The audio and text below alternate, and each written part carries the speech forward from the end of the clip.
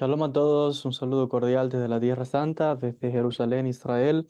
En el vídeo del día de hoy quiero es, traer a colación o al conocimiento o recordatorio de la enseñanza de los sabios del pueblo de Israel, la biografía de uno de los grandes sabios de Sefarad, de España, un gran talmudista, autor de una obra muy importante que comprende, digamos, que todas estas parábolas, mashalot, y midrashim que aparecen en el Talmud, estoy haciendo referencia al gran rabino Rabbi Yaakov ibn Habib. Rabbi Yaakov ibn Habib nació en el año 1460, falleció en el año 516. Entonces, hoy yo quiero honrar la memoria de este rabino de Gen Alenu, y para ello tengo conmigo una obra que adquirí hace unos meses aquí en Israel, en el barrio de Mea Shearim, un libro muy interesante, publicado en el 2016, esta obra, por el rabino Yosef Bitton. Este libro que ven acá, que se llama Gigantes Olvidados, Rabinos Sefardíes antes y después de la expulsión de España. Rabino Yosef Bitton es un rabino conocido en la comunidad judía, si no me equivoco, actualmente es el rabino de la comunidad Mashadi, la comunidad persa en Nueva York. Él trae en este libro biografías breves, son muy breves, de estos grandes sabios, em, de estos grandes sabios sefaradíes. Es interesante que este es un libro que yo en algún momento quise escribir un libro como este, porque precisamente no existe así obra que contenga estas biografías para rescatar la memoria de los sabios sefaradíes.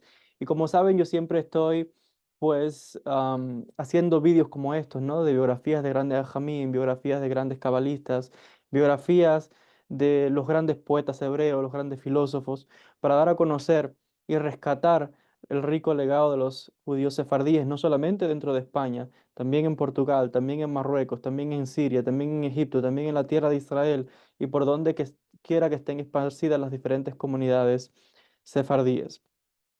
Entonces, sin mucha más dilación, les decía, hoy quiero hablar brevemente de este gran rabino que les decía, muy importante hasta el día de hoy. En muchas casas se tiene su obra, es una obra muy importante llamada Ein Yaakov. Y esta obra, Ein Yaakov, les decía, es una obra como este gordote así, pero realmente magistral, porque les decía, reúne de todo el Talmud, pues todas esas historias de esas parábolas, relatos que aparecen en el Talmud. Vamos a citar directamente el texto. Este libro está en inglés. Yo voy a ir leyendo en español y explicando algunos detalles sobre quién fue Rabbi Yaakov ibn Habib. Zehutu Yagen Alenu, que su mérito sea de bendición. Rabbi Yaakov ben Habib nació, como les decía, en el año 1460. Él nace en la ciudad de Zamora, en España, y fallece en el año 1516 en Salónica, en el Imperio Otomano. Salónica es una ciudad de Grecia.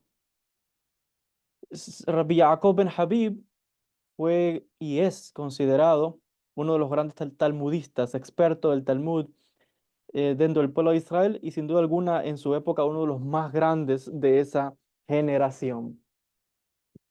Rabbi Yaakov ben Habib, voy a ir leyendo según está escrito en el texto, dice lo siguiente. Rabbi Yaakov ben Habib fue uno de los grandes talmudistas de su época y fue el rabino principal, Rosh Yeshiva de la ciudad de Salamanca, en Castilla. Cuando los judíos fueron expulsados de España en el año 1492, él y su familia tuvieron que huir hacia Portugal. En el año, luego de esto, en el año 1496, Rabbi Yaakov dejó Portugal y digamos que a través de diferentes peripecias y dificultades logró llegar a la ciudad de Salónica en Grecia. Ahora, aquí hay dos fechas muy importantes, 1492 en España, 1496 en Portugal. Y como sabemos, 1492 fue el decreto de expulsión, donde se le dio un plazo de unos meses a los judíos para que pudiesen marcharse o convertirse al cristianismo. Claro, no es tan sencillo que miles de personas, así como así, dejen todo, sus casas, sus propiedades, como mismo tampoco es sencillo que hoy una persona se vaya de un país a otro. ¿A dónde vas a ir? Muchos tendrían recursos, otros no, etcétera. Entonces, ¿qué lugar queda más cerca de España? Portugal. Entonces, lo que hicieron miles de judíos fue cruzar la frontera a Portugal pensando que en Portugal encontrarían pues alivio, ¿no? Y digamos un poco más de mejoría. Claro, lo que no se esperaban ellos es que, claro, en un primer principio, en los primeros años fue todo bien, pero en corto tiempo lo que pasó fue que hubo una alianza entre la monarquía portuguesa y la de Castilla. Y los reyes católicos, Isabel y Fernando, casaron a su hija con el rey de Portugal. Y claro, allí se implantó nuevamente toda la persecución y por eso es que en el año 1496 pues ocurre, ¿no? Lo mismo en Portugal. O se convierten a la fuerza o tienen que irse. Y bueno, ya sabemos, otros miles se convirtieron en Portugal, otros escaparon, terrible, terrible las cosas que atravesó la comunidad judía. Y en el caso de Rabbi Yaakov ben Habib, él logró escapar y llegar a la ciudad de Salónica. Salónica, les decía, una ciudad en Grecia, una ciudad icónica, porque Salónica se conoció luego como la Nueva Jerusalén, el centro también de muchos sefardíes. Entonces, pues aquí tenemos la llegada de Rabbi Yaakov ben Habib a esta ciudad. Durante el siglo XV, siglo XVI, muchos judíos de España, Portugal, Italia, Sicilia y Francia se establecieron en la ciudad de Salónica. Los números más grandes llegaron en 1492 de España y en 1536 de Portugal y de Italia. Porque recordemos, aquellos que están familiarizados con la historia sefardí sabrán que no solamente los judíos sefardíes fueron al Imperio Otomano, también muchos fueron para Italia, el norte de África, Marruecos, Tunisia, Argelia, porque también hay que decir, hay conexiones históricas entre el sur de España y Portugal con el norte de África. Entonces, ya desde antes de la expulsión había constantemente judíos y los musulmanes también que pues desde Andalucía se iban para Marruecos, para Tunisia, Argelia, etcétera. Algunos regresaban, tenían familias y así por diferentes generaciones. La gente, pues había movilidad y hubo momentos históricos en que Andalucía estuvo conectada con el norte de África, con Marruecos, es parte de los imperios, el imperio almohade, el imperio em, de los almohades y de los almorávides, como les llama, almowahidun en almorabitun, como se llama en árabe. Bueno, el asunto es que tenemos a estas comunidades que llegan a Salónica, les decía, en estas dos diferentes oleadas importantes, 1492, 1536, y una vez en Salónica, los refugiados pues crearon, por supuesto, sinagogas, trataron de reorganizarse, reestructurarse nuevamente como hacen y han hecho los judíos en cada uno de los lugares que se han establecido a través del tiempo en los diferentes países. Estas sinagogas se les dieron nombres de acuerdo a sus lugares de origen. Entonces tenemos, por ejemplo, que en Salónica pues las comunidades se organizaron y le dieron nombre de donde habían venido. Y tenemos, por ejemplo, Sicilia, Calabria, Mallorca, Lisboa, etcétera. Y fueron algunos de los nombres que les asignaron a estas sinagogas porque son la gente que venía de esos lugares que se agruparon para continuar, tratar de mantener pues sus costumbres. Como saben, los judíos tenemos diferentes costumbres de acuerdo a la comunidad. Incluso los sefardíes no existe tal cosa como una comunidad sefardí unificada, sino que cada sefardí tiene también diferentes costumbres, maneras de aplicar los minhagim, alajot, de acuerdo al país y la comunidad de donde viene. Incluso dentro de España estaban todas estas comunidades diferentes, los catalanes, los de Castilla, los del sur de Andalucía, totalmente diferentes. Entonces, sigue diciendo, Rabbi Ben Habib fundó una congregación para los exiliados de Castilla, recordemos que él venía de Castilla, y años después de la expulsión, Salónica también recibió a los judíos conversos que ya sabemos que fueron forzados por la Iglesia Católica a aceptar el bautismo y, bueno, ahora ser declarados cristianos, pero realmente fue una conversión por la fuerza. Por eso que se llama conversos o anusim, los forzados, obligados a adoptar una religión que no era la que ellos querían. Entonces, por fuera posaban como cristianos, pero en sus casas privadamente seguían practicando el judaísmo. Y cuando muchos tuvieron la oportunidad finalmente, o los recursos de lograr salir de España, pues muchos llegaron a Salónica.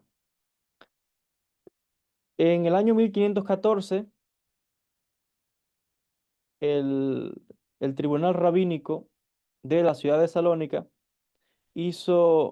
decretó una jascama muy especial. Jascama es una autorización especial referente a estos judíos conversos, considerándolos judíos totalmente, 100%. O sea que estos judíos que en algún momento tuvieron que convertirse al cristianismo, ahora estaban regresando al judaísmo y esto despertó muchas preguntas, ¿no? ¿Qué hacer con estas personas? ¿Son realmente judíos o no? ¿Se hicieron cristianos y ahora qué? ¿Hay algunos decían, bueno, tienen que convertirse otra vez.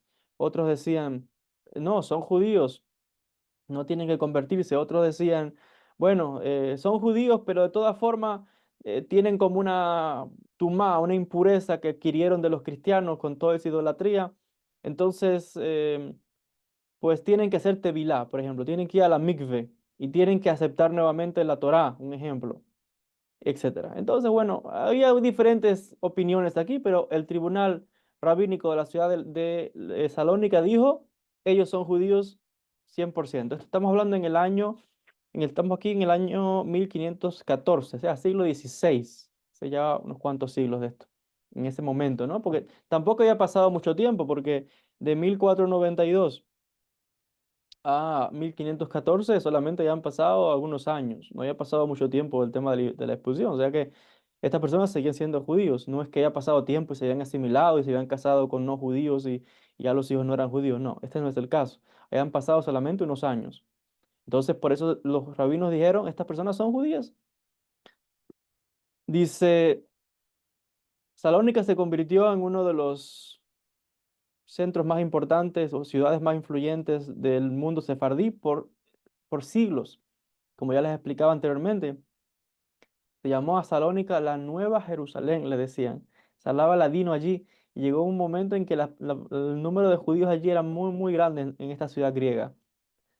Yo cuando estuve recientemente en Grecia no tuve la oportunidad de ir a Salónica, pero traté y ojalá que se me dé la oportunidad de poder en algún momento pasar por allí y en algún momento grabar algún vídeo, visitar quizás lo que queda, ¿no? De la parte histórica de la comunidad de Salónica, que sabemos que fue decimada completamente luego durante el Holocausto nazi. Toda la mayoría, 99% de los judíos sefardíes fueron aniquilados por los nazis en esta comunidad de Salónica y de la comunidad judía griega, que era mayormente sefardí, aniquilada en su mayoría. Fue realmente terrible. Sigue diciendo el rabino Yosef Bitón que la ciudad de Salónica pues tenía también, como les decía, la bendición de contar con grandes autoridades rabínicas, entre ellos allí también vivía Rabbi Yosef Karo, el autor de Shulchan Aruch, que ya sabemos que luego se va a vivir también a Turquía y finalmente se establece en la ciudad de Tzfat, aquí en la Galilea, en Israel, y ya sabemos, bueno, parte de esa historia que ya hemos contado tanto en el canal. Pero antes de eso, Rabbi Yosef Karo vivía en la ciudad de Salónica entre los años 1532 a 1534, trabajó allí en su obra Bet Yosef, que es un compendio de obras de decisiones halágicas. Del Bet Yosef, pues sale el Shulchan Aruch, que es como uno más resumido. Otros residentes notables de Salónica está el rabino Yitzhak Adarbi, nacido en 1510, fallecido en 1584, el autor de una obra ya muy importante llamada Divrei Ribot y Divrei Shalom. También vivía allí Rabbi Moshe de Botón, fallecido en el año 1570, y su hijo Rabbi Abraham de Botón, autores de obras importantes, comentarios al Rambam, etcétera. También vivía allí en esta ciudad, en Salónica, el rabino Shmuel de Medina. Es un rabino muy importante. Rabbi Shmuel de Medina, Maharashdam, era la más grande autoridad alágica que había en esa ciudad. De hecho, los que estudiamos Talmud, todo estudiante de yeshiva que estudia Talmud sabe que cuando usted, por ejemplo, está estudiando, digamos, Hiddushin, vamos a decir, al final de las muchas ediciones del Talmud aparecen comentarios extra. Y entre ellos están los comentarios que trae el Maharashdam, el rabino Rabbi Shmuel de Medina. La ciudad de Salónica contaba con un puerto internacional muy importante que conectaba el este con el occidente. Salónica trajo a muchos judíos, muchos judíos también que estaban en el tema del comercio, los negocios, y pues una ciudad con un movimiento, con una vida, ¿no? Con no solamente de los judíos, también de las otras personas que vivían allí, una actividad comercial muy importante. Y sabemos que los inmigrantes judíos mantuvieron relaciones con sus hermanos y colegas de sus países de origen, particularmente en Portugal, porque recuerden, las familias se dividían, algunos lograban escapar, pero otros se quedaron en Portugal, otros se quedaron en España, etcétera. Y con los judíos conversos que llegaron luego a Salónica, también mantenían, ¿no?, ciertos lazos con sus familiares que quedaron atrás en Portugal. Luego, muchos de estos judíos conversos, o sea, que ya una vez regresaron al judaísmo, luego se establecieron en Francia, en Flandes, en Egipto, y también, les decía, en Italia, en ciudades importantes como por ejemplo Venecia. Y así estamos viendo que había una conexión entre Salónica y todas estas ciudades debido a todas las conexiones que había entre los mismos judíos, entre la comunidad judía de todos estos lugares. Pues los judíos entre nosotros, pues existía y existe hasta hoy toda esa conexión con los diferentes judíos de diferentes países y ciudades, y de esa manera el comercio, ¿no? Eh, la riqueza de estas comunidades aumentaba, porque los judíos siempre, para hacer negocios, van a buscar a otros judíos. No significa que no hagan negocios con gente que no es judía, pero primero tenemos entre las leyes nuestras que un judío primero busca hacer negocio con otro judío. Por diferentes factores, es más cómodo, siguen la misma religión, tienen la misma idiosincrasia, piensan de la misma manera, etcétera, etcétera, etcétera. Entonces, sigue diciendo acá que hasta el siglo XX la economía y la presencia de los judíos en Salónica fue muy importante. El puerto de esa ciudad era el más grande y más rico del Imperio Otomano. Era un puerto que, fíjense, como había tantos judíos en Salónica, que de hecho le vuelvo a repetir, se le llamó la Nueva Jerusalén. Había tantos judíos que el puerto de la ciudad, que era un puerto internacional, que generaba gran riqueza, como la mayoría de las personas de la ciudad eran judíos, cerraban el puerto de la ciudad en Shabbat. Shabbat no se trabaja, entonces se cerraba el puerto de la ciudad. Imagínense el poder que tenía la comunidad en ese momento. La ciudad era famosa por siglos y también por, bueno, la actividad de los judíos allí. El cementerio de judíos de la Salónica todavía em, está allí, y es un testimonio, dice el rabino acá, de la importancia de esa ciudad eh, bueno, a través de la historia. Según comenta el rabino Vitón, dice que tenía alrededor de 500.000 de tumbas. O sea que estamos hablando aquí, nos deja ver entonces el cementerio de la ciudad estadounidense, nos deja ver que había un gran número de judíos en la ciudad. Pero como ya les explicaba ahorita, para 1943 la comunidad judía fue decimada, fue aniquilada. Más de 60.000 judíos, un 95% de la población de Salónica, fue deportado por los nazis y fueron muertos en los campos de concentración. 95% de la comunidad judía fue asesinada por los nazis. Imagínense, una ciudad tan próspera, una comunidad tan próspera por siglos, 95% de la comunidad fueron asesinados por los nazis. Más de 60.000 personas muertas por los nazis simplemente por ser judíos. Es realmente muy, muy triste, ¿no? Esto que estamos contando. Ahora, nos dice acá el rabino Bitón que el último rabino sefardí de la ciudad de Salónica fue el rabino Rabbi Haim Habib, nacido en 1882, fallecido en 1945, y que probablemente fue un descendiente de Rabbi Yaakov ben Habib, que este rabino que les mencionaba, Rabbi Haim Habib, fue muerto por los nazis en el campo de Auschwitz-Birkenau. Y sigue diciendo acá que hoy menos de 1.500 judíos viven en Salónica. Hoy Salónica se conoce como Tesalóniki. Sigue diciendo acá, y vamos a volver ahora atrás en la historia, nuevamente a dar un poco sobre la biografía de Rabbi Yaakov ben Habib, de quien estamos hablando o trayendo conocimiento en la clase de hoy. Dice,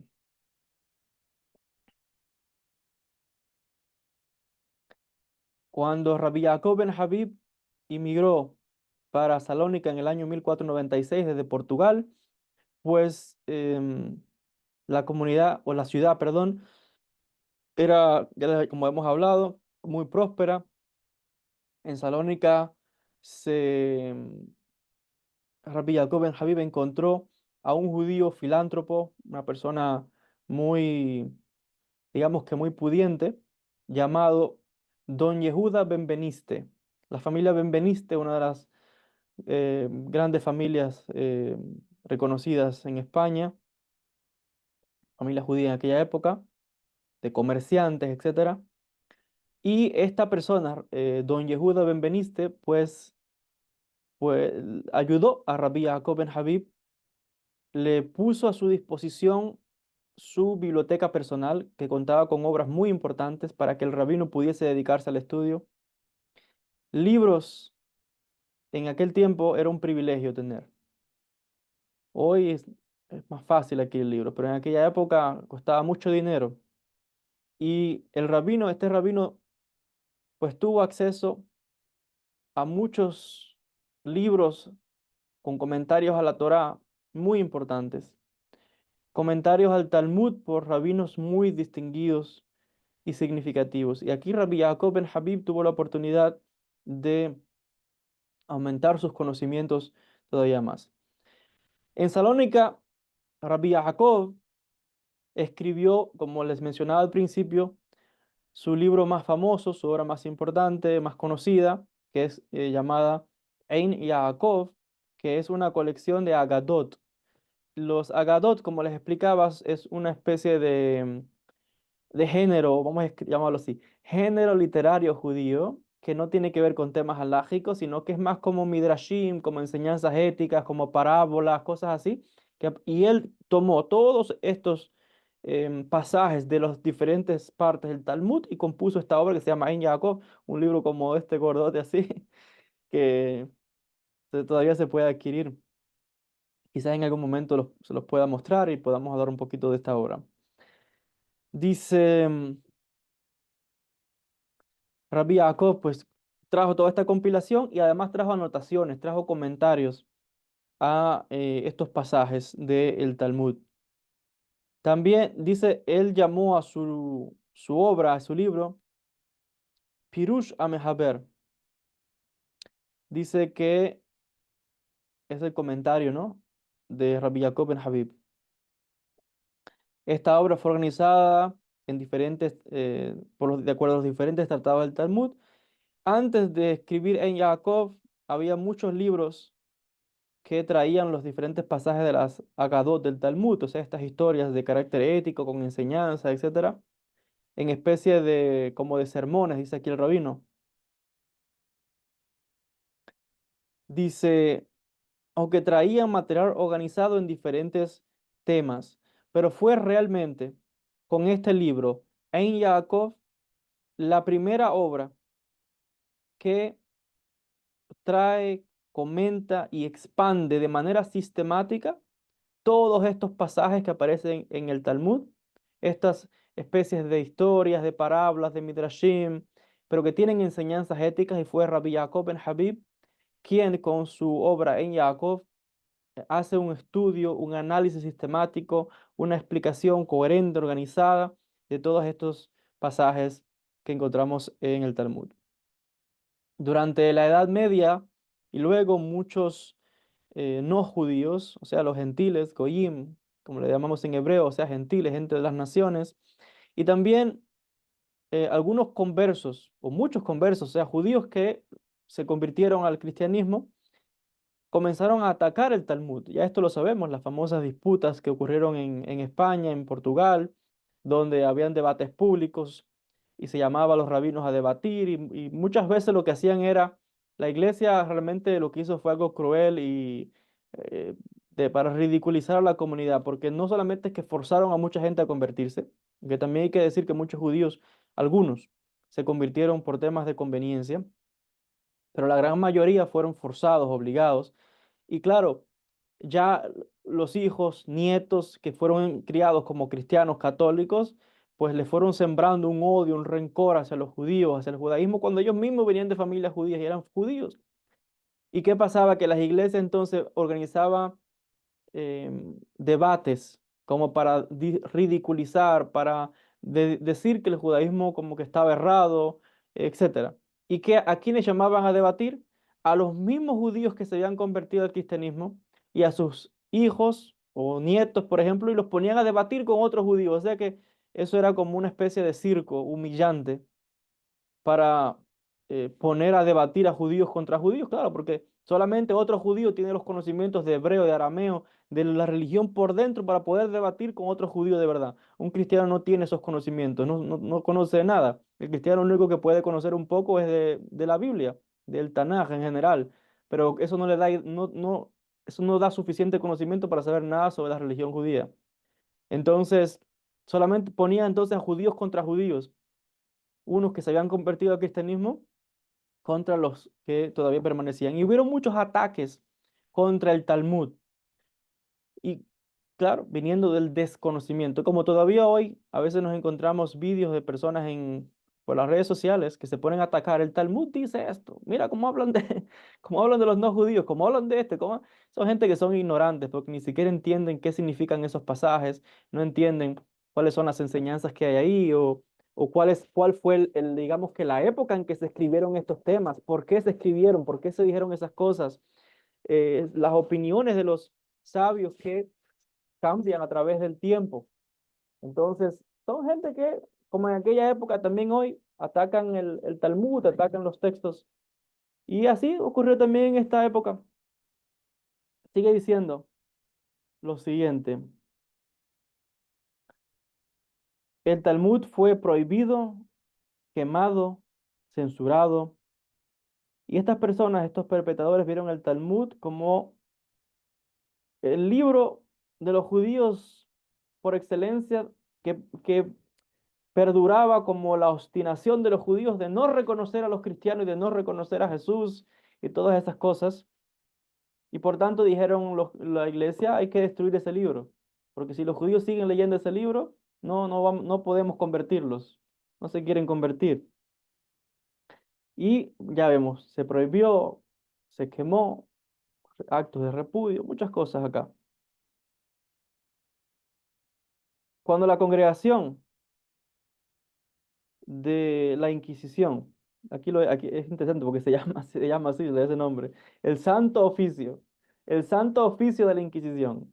Que de santo no tenía nada, porque lo que estaban era acabando con judíos y con cristianos también, porque ellos perseguían a todo el que no estaba de acuerdo con la iglesia, no importa si fuera judío o no.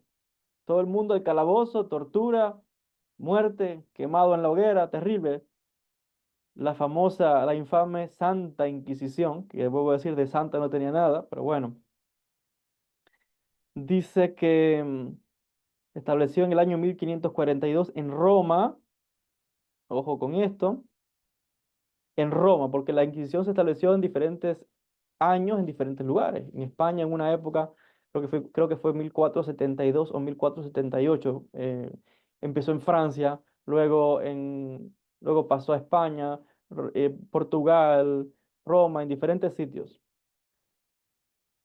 Sigue diciendo que ocurrieron una serie de quemas del Talmud y el libro en Jacob, que era un libro de Talmud, porque la esencia de ese libro es enseñanzas talmúdicas, también fue quemado y prohibido.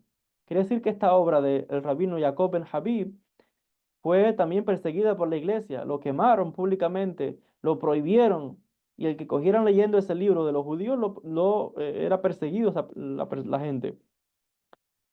Sigue diciendo, en el año 1546 esta obra, en Jacob, este libro, fue republicado en la ciudad de Venecia. En el año 1555, la Inquisición local declaró que el Talmud era un libro de herejías y que esta obra en Jacob fue quemada una vez más en la plaza pública de la ciudad junto con otras copias del Talmud Babli y el Talmud Yerushalmi. Después de 10 años, la prohibición contra este libro expiró y el libro Ein Yaakov fue publicado una vez más en el año 1565, pero bajo un nombre diferente, en Israel. Hubo que cambiarle el nombre para que la iglesia no siguiera persiguiendo. Mire qué cosa tan curiosa, cómo una religión se toma el derecho de prohibir a gente de otra religión los libros que pueden leer y que no pueden leer, que pueden creer, que no pueden creer. Y es que la gente tiene que entender algo. La Iglesia Católica no es solamente una religión, es un Estado. El Vaticano es un Estado.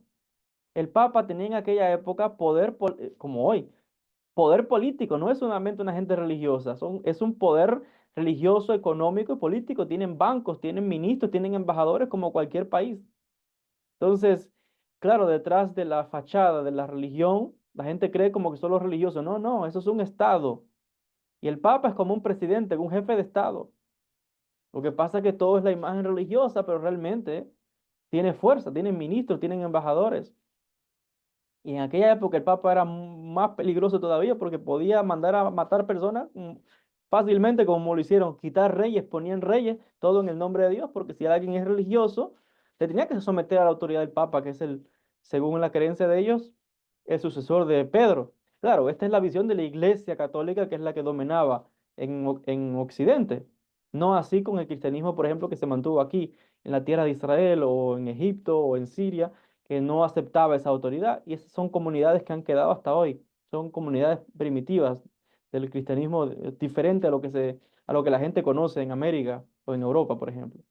Pero lo curioso es esto, como digo, para que vean la fuerza que tenía la iglesia, el papa, cómo perseguían a los judíos, quemaban los libros, prohibían los libros, y entre esas obras estaba la obra de Rabbi Jacob ben Habib, que la quemaron, la prohibieron, persiguieron, tremendo, hasta que hubo que publicarla con un título diferente. Y es una obra hermosa realmente, porque esa obra, les decía, el que ha tenido la oportunidad de leer parte de ese libro, o de leerlo completo, es una obra muy grande, monumental, un librote bien grande, pero recoge todas esas historias, esas parábolas, son como un poco como de fábulas que contiene el Talmud, pero que tiene como enseñanzas éticas, como, no voy a decir cuentos porque no son cuentos, pero es como historias. Muchas están basadas en hechos históricos, otras son un poco como ficticias, pero lo que transmiten es una enseñanza y son como relatos de historias de rabinos, hechos milagrosos, trata de temas paranormales, de muchas cosas. Pero eso también lo perseguía la iglesia. Perseguía a los judíos por leer libros judíos, porque decía que era una amenaza. Claro, amenaza porque los judíos, si tú sigues leyendo tus obras y estás conectado con tu religión, con tu espiritualidad, con tu herencia, los judíos no se van a convertir al cristianismo. Entonces tienes que prohibirle esas cosas para que no.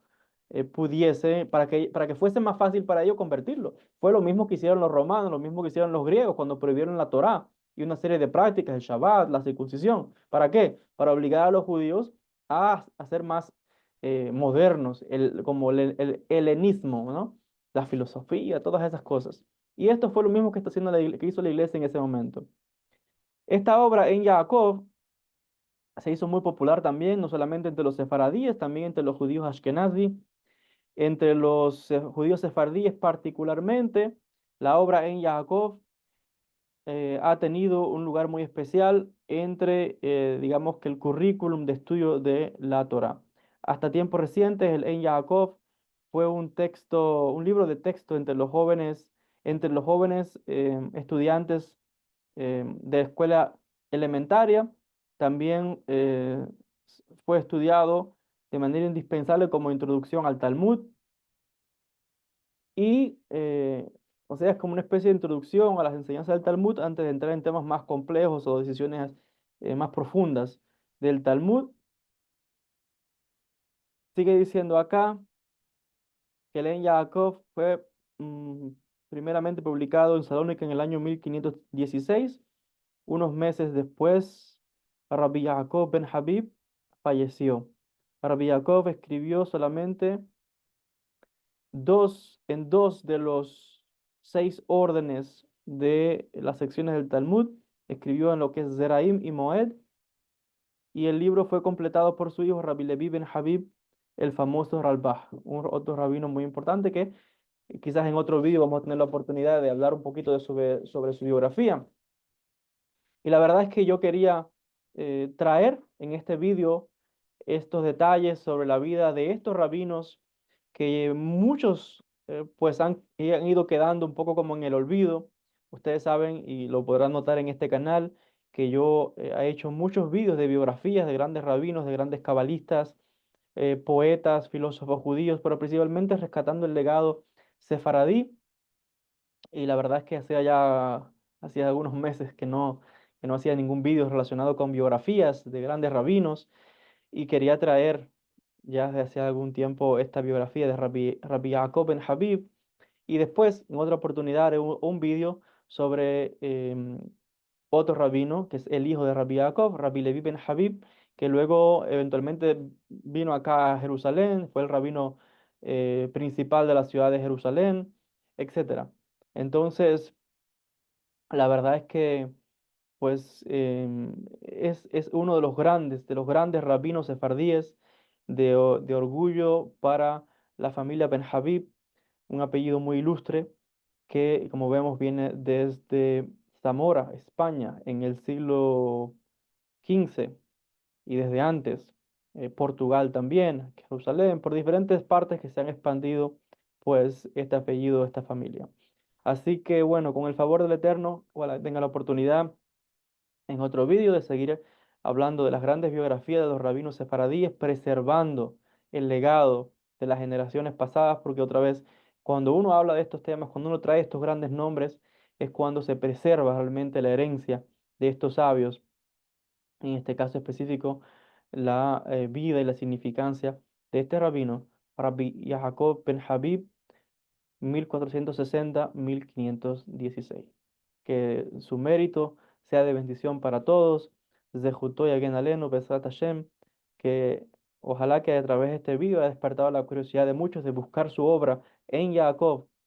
Busque, que incluso creo que hay algunos, no sé si algunos, si está en español tal vez, me parece, o algunos fragmentos incluso que pueda leer en inglés al 100% está, y por supuesto en hebreo, pero verá que les va a gustar mucho, muchísimo. Tiene historias muy interesantes sobre temas de Agadot, les decía, estos temas Midrashim, y trae historias de espíritus, historias muy, muy interesantes, que la verdad es que si le gustan esos temas, pues va a disfrutar mucho de esta obra. Se llama En Yaakov, del rabino Yaakov ben Habib. Hasta acá con el video de hoy. Que todos sobre el cual les bendiga mucho. Shalom y bendiciones a todos desde la ciudad santa de Jerusalén, Israel. Shalom y bendiciones.